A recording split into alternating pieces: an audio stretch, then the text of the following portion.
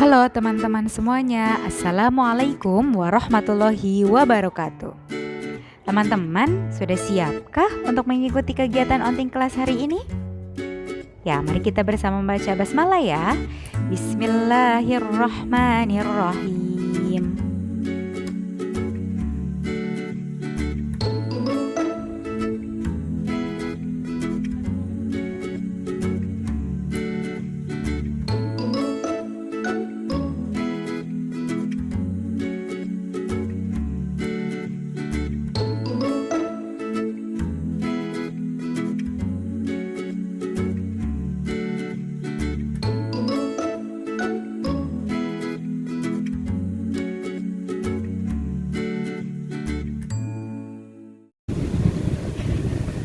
Assalamualaikum teman-teman semua. Tebak kita lagi ada di mana sekarang? Kita lagi ada di Gedung Juang Tambun, Bekasi. Teman-teman pasti ada yang belum pernah lihat, terus ada yang pernah lihat. Ternyata di Bekasi punya Gedung Juang, tempat bersejarah zamannya kapan ya? Zamannya kolonial Belanda kali ya. Oke. Untuk selanjutnya teman-teman nanti akan mengikuti tim level 4 melihat-lihat Gedung Juang yang ada di belakang Bu Rosma ini. Ikuti terus selanjutnya. Oke teman-teman, kita sudah memasuki area Gedung Juang. Nah, kalau teman-teman masuk jangan lupa scan barcode dulu ya. Nah, di sini di awal teman-teman masuk ada batu peresmian yang diresmikan oleh Bupati Bekasi. Dan di sampingnya ada layar yang bisa melihat sekeliling ruang Gedung Juang.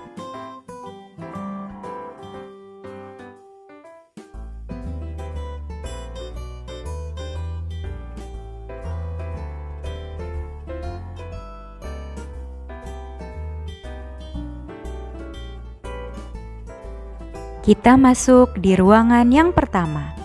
Di ruangan yang pertama ini adalah ruangan pengenalan Bupati-Bupati Kabupaten Bekasi. Dimulai masa jabatan Kiai Haji Nur Ali sampai jabatan yang sekarang. Nah, teman-teman juga bisa melihat latar belakang dari bupati-bupati tersebut. Tinggal dipilih mau siapa yang akan kita lihat dan diklik. Nah, teman-teman bisa membaca di layar yang telah disediakan.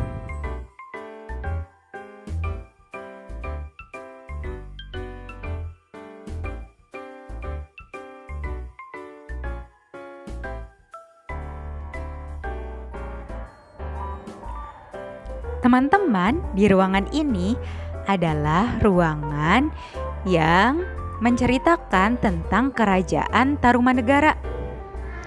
Teman-teman, letak dari Kerajaan Tarumanegara adalah di tepi Sungai Citarum.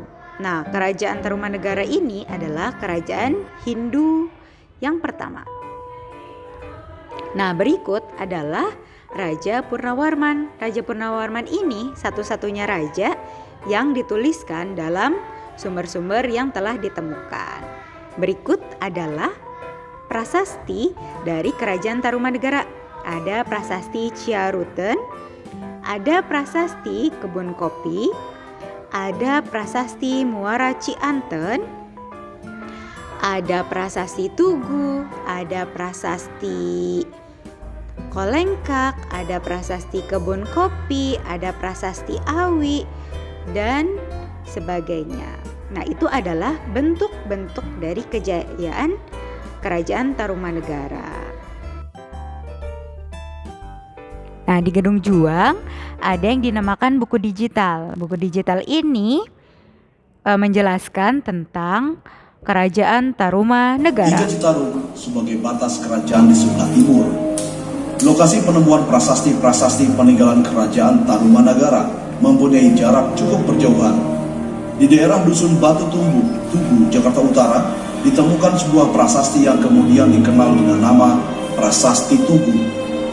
Di daerah Bogor, ditemukan 5 buah prasasti, yakni Prasasti Ciarujeng, Prasasti Pasir Awi, Prasasti Jambu atau Pasir Koleangkat, Prasasti Muara Cianten, dan Prasasti Kebon Kopi. Sementara itu di Kabupaten Pandeglang, Banten, ditemukan satu buah prasasti dengan nama Prasasti Cidanghyang. Sampai saat ini, menurut catatan dari bukti arkeologi, hanya menyebut Purnawarman sebagai satu-satunya raja Tarumanagara.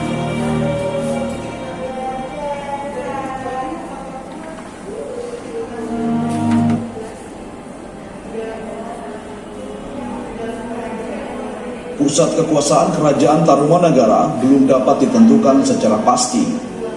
Plater, seorang peneliti asal Belanda, memperkirakan pusat kerajaan Tarumanagara berada di sekitar Sungai Citarum, antara wilayah Batavia dan Karawang. Peneliti lain bernama Purbacaraka memperkirakan Sungai Bekasi merupakan pusat kekuasaan Tarumanagara, sedangkan wilayah Karawang, Bogor, dan Jakarta adalah wilayah-wilayah penting bagi kerajaan tersebut. Pendapat ini merupakan interpretasi dari kata Chandrabaga yang tertulis di Prasasti Tugu sebagai nama sungai India yang berubah pengucapannya menjadi Bagasasi, kemudian berubah menjadi Bekasi. Ada pula pendapat lain yang memperkirakan pusat kekuasaan kerajaan Tarumanagara terletak di Kecamatan Lagoa yang saat ini berada di wilayah administratif Jakarta Utara, lokasi di mana ditemukannya Prasasti Tugu.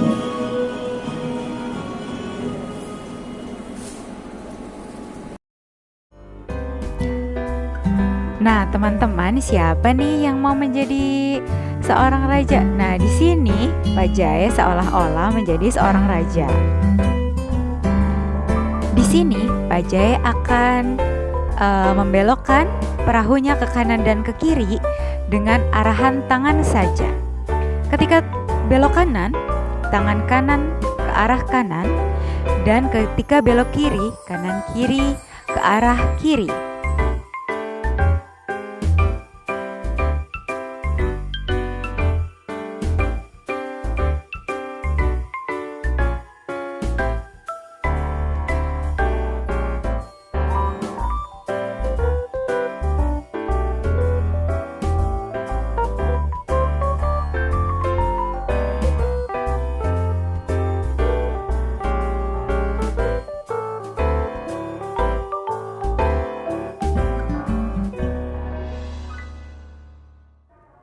Oke teman-teman, saatnya kita pindah ke lantai 2 Gedung Juang.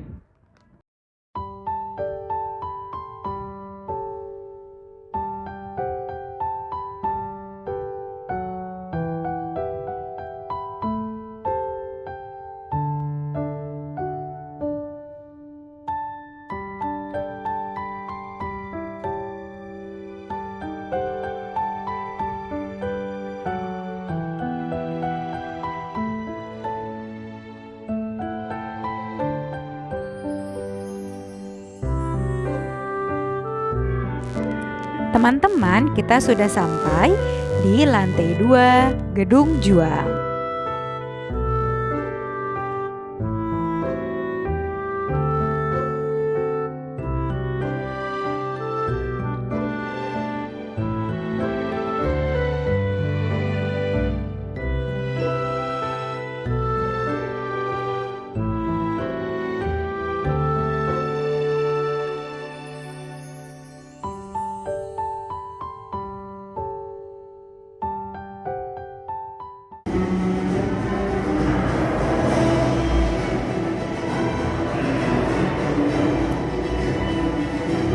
Teman-teman, kita sedang berada di lantai 2 Gedung Juang Bekasi. Nah, ini menjelaskan tentang bagaimana VOC pelayaran pertama orang-orang Belanda menuju ke Nusantara. Nah, di tahun 1596 Belanda sudah sampai ke Nusantara melalui Banten. Nah, lalu lanjut ke berbagai penjuru Nusantara dan sampai di Bekasi di bawah kekuasaan VOC itu tahun 1602 sampai 1799. Ya, terbukti dari peninggalan-peninggalan yang ada seperti lukisan dan juga ada beberapa perjanjian-perjanjian antara VOC dengan orang-orang di Ya, kita sampai di lantai 2 tentang sejarah pelayaran VOC menuju ke Bekasi.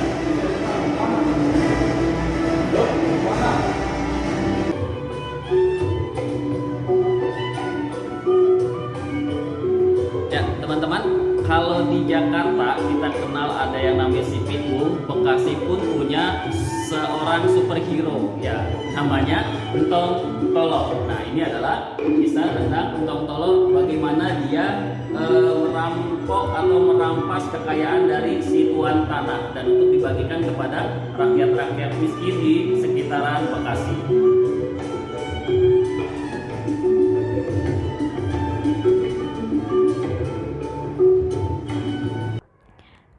Teman-teman, ini adalah Barisan Srikandi Indonesia. Lagunya diciptakan oleh Ismail Marzuki dan Suto Iskandar. Syair dari lagu ini merupakan bukti bahwa kaum perempuan turut andil dalam peperangan membela tanah air.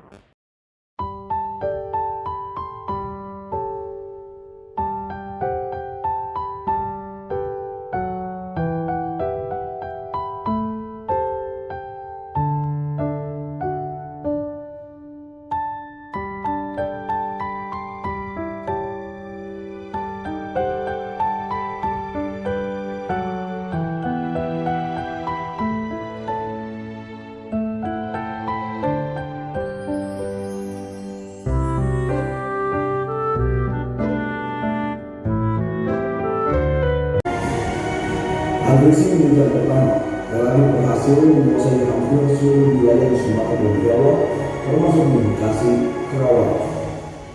Tapi tidak begitu. Nah, teman-teman, ini adalah Kiai Haji Nur Ali.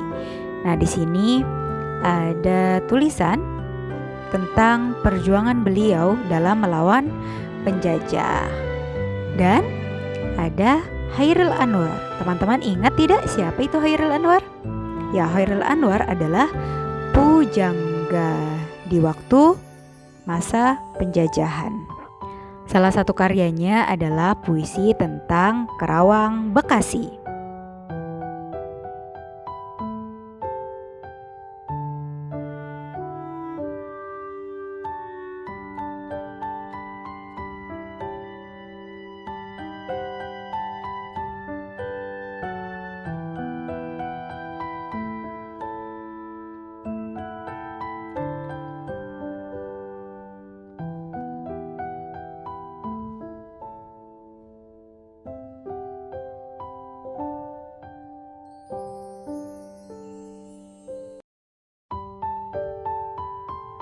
Teman-teman, ini adalah gambar kedatangan Presiden Soekarno di Rapat Umum Bekasi.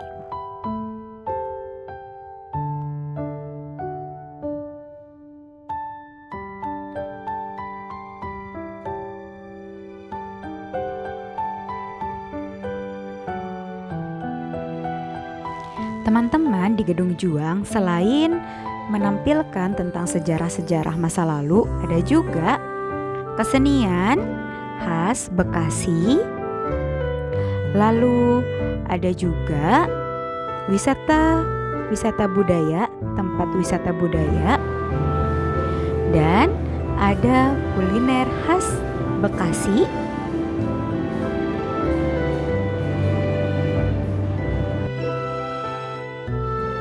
Dan ada wisata alam Bekasi.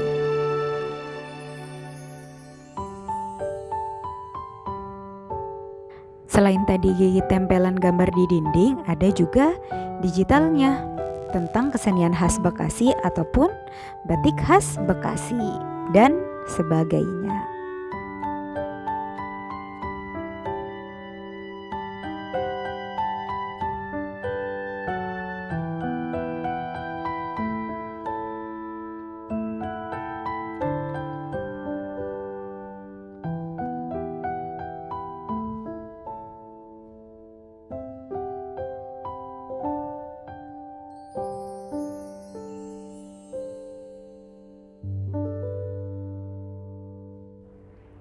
Alhamdulillah, perjalanan kita mengelilingi Gedung Juang sudah berakhir.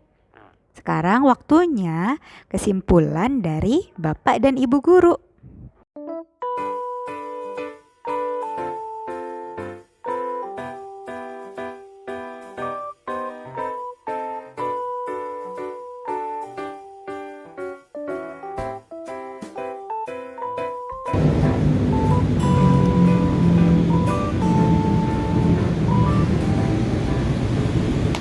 Gimana teman-teman? Tadi sudah melihat bagian dalam dari Gedung Juang.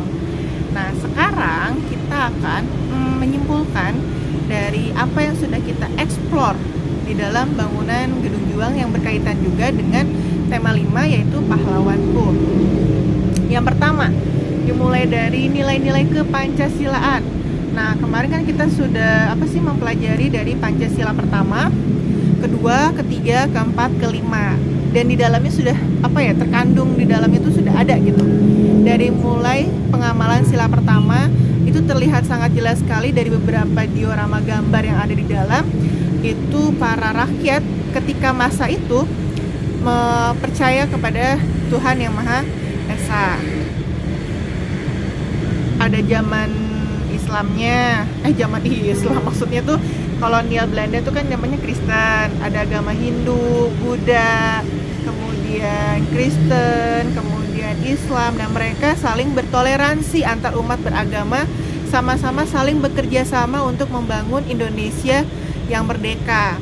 Terus dari sila keduanya, apa bunyinya, yaitu kemanusiaan yang adil dan beradab, saling tolong menolong yang pasti di sana. Terlihat sekali dari diorama gambar tersebut ada yang namanya warga masyarakat saling membantu. Dengan membantunya itu apa? Yaitu saling mengorbankan. Seperti tadi Ibu lihat ada beberapa pahlawan. Otong sama seperti Pitung, tapi pahlawan Bekasi namanya apa ya? Otong apa gitu ya, Ibu lupa. Nanti teman-teman lihat lagi ya.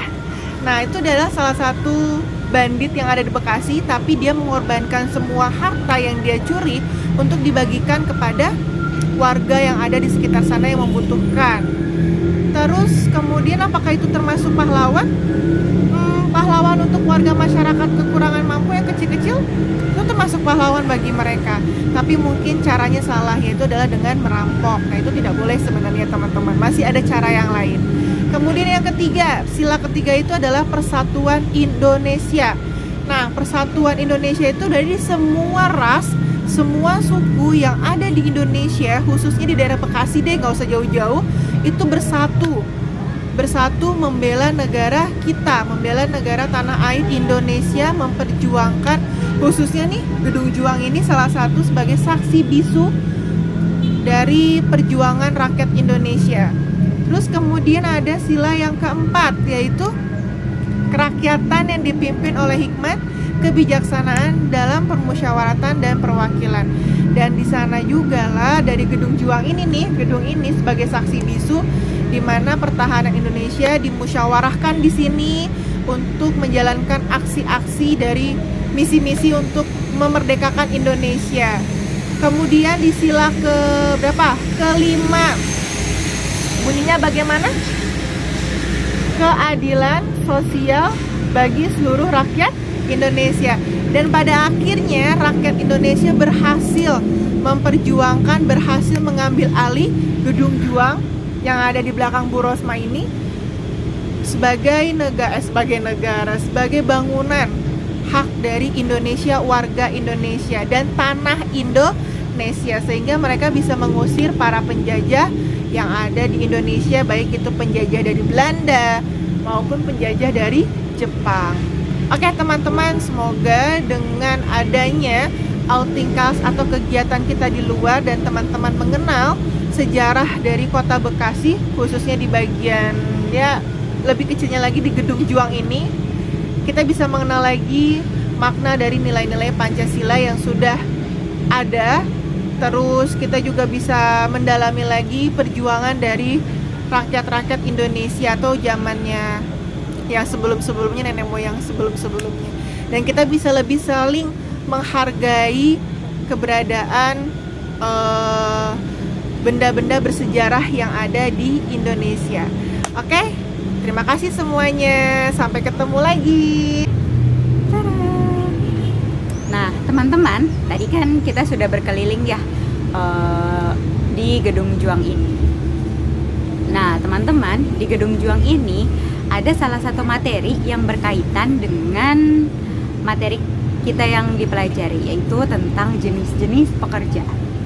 Nah, di dalam Gedung Juang ini ada beberapa pekerjaan yang dapat kita lihat dari video itu. Nah, di awal ketika kita masuk Gedung Juang, ada suatu pekerjaan yang dia berseragam. Nah, kira-kira kalau yang berseragam, terus yang berjaga di pintu itu apa namanya? Ya, itu satpam atau security. Nah, ketika setelah melewati pintu, nah teman-teman ada yang namanya resepsionis. Nah, ada meja resepsionis ini. Nah, resepsionis ini bertugas sebagai sumber.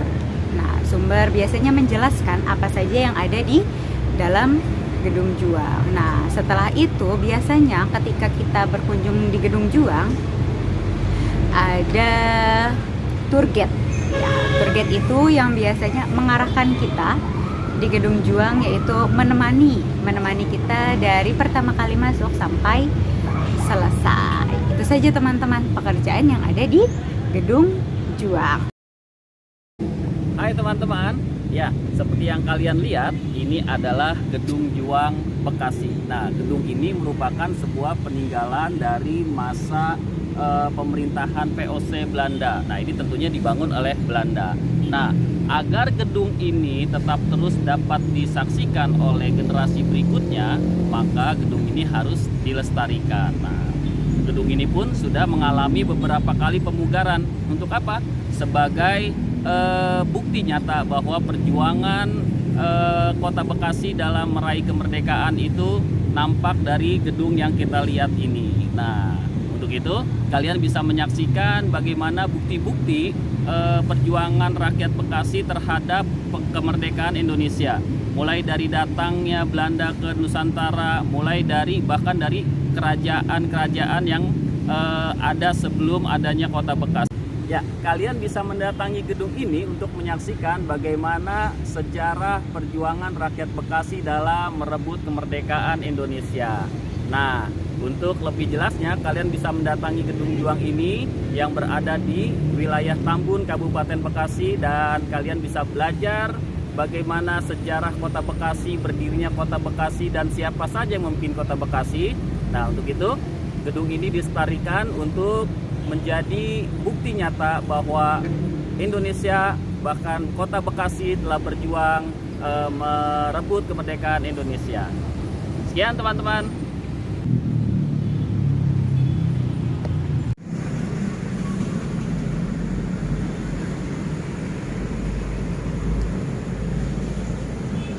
Hai teman-teman, ketemu lagi sama Miss Ria.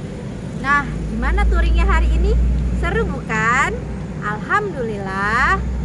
Teman-teman, Miss Ria mau menyambung nih setelah penjelasan dari Bapak Ibu Guru barusan tentang apa saja tadi? Tentang tokoh-tokoh yang ada di Kota Bekasi, pekerjaan-pekerjaan yang ada di Kota Bekasi, Bupati dari mulai zaman dahulu sampai sekarang, insya Allah sudah dijelaskan oleh Bapak Ibu Guru. Atau teman-teman bisa deh nanti mampir ke Gedung Juang. Nah teman-teman, dari segi arsitektur atau dari segi keseniannya, tentunya teman-teman masih ingat ya, Gedung Juang ini juga memiliki bangunan 3 dimensi. Masih ingat pengertian dari bangunan 3 dimensi atau gambar 3 dimensi? Betul sekali teman-teman. Gambar 3 dimensi adalah gambar yang memiliki tinggi, luas, dan ruang. Seperti itu ya teman-teman, seperti yang di belakang Misra ini. Masya Allah, luar biasa ya. Nah, segitu aja dari Miss Ria. Nanti teman-teman boleh ke Gedung Juang. Terima kasih. Ya teman-teman, setelah kita mengikuti perjalanan melihat peninggalan sejarah negara yang terkecilnya adalah wilayah Bekasi sebagai salah satu daerah perjuangan dari masa kerajaan sampai kemerdekaan kita banyak menemukan tokoh-tokoh yang muncul sebagai figur yang telah memperjuangkan peradaban yang ada di Bekasi sampai masa kemerdekaan Republik Indonesia. Dari kerajaan Tarumanegara banyak tokoh, ada Raja Purnawarman yang ikut andil di dalam memperjuangkan baik informasi berkaitan dengan kerukunan kemasyarakatan sampai pembentukan pemerintahan yang dicontohkan oleh sikap dan sifat Raja Purnawarman yang kita bisa jadikan panutan atau contoh.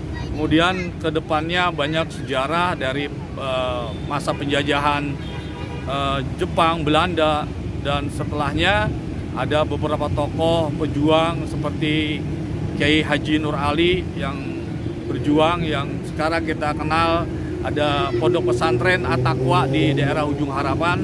Kemudian tokoh-tokoh nasional yang bermunculan di Kota Bekasi seperti adanya Khairil Anwar menciptakan puisi tentang Karawang Bekasi dan yang lainnya yang muncul di Bekasi sebagai bagian dari sejarah perjuangan kemerdekaan Republik Indonesia. Itu yang dapat kalian bisa ambil dari sejarah yang ada di Bekasi. Terima kasih.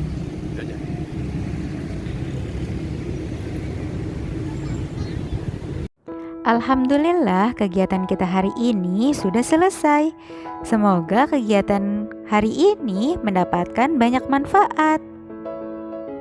Sekian dari Bapak dan Ibu Guru. Wassalamualaikum warahmatullahi wabarakatuh.